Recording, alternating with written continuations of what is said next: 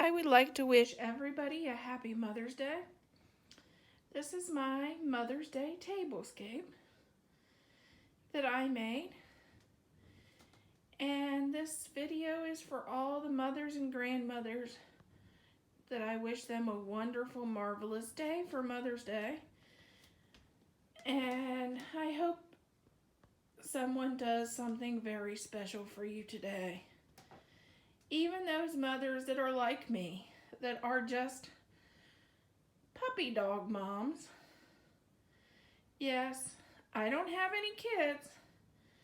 We have 3 rescue dogs. And this is what our family pretty much looks like. One Yorkie that is the boss. And a little girl and a little boy dachshund.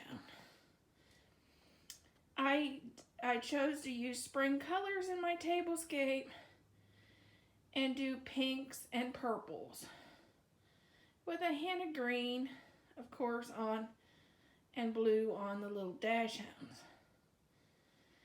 And with a sign that says, I just want to be a stay-at-home dog mom.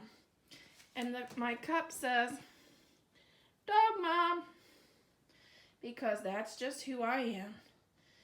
And my husband's cup says Dog Dad, because he knows he's the best dog dad ever.